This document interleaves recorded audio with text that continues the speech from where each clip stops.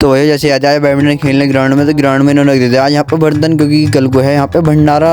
आइए देखते हैं बैठचंद मजा आएगा।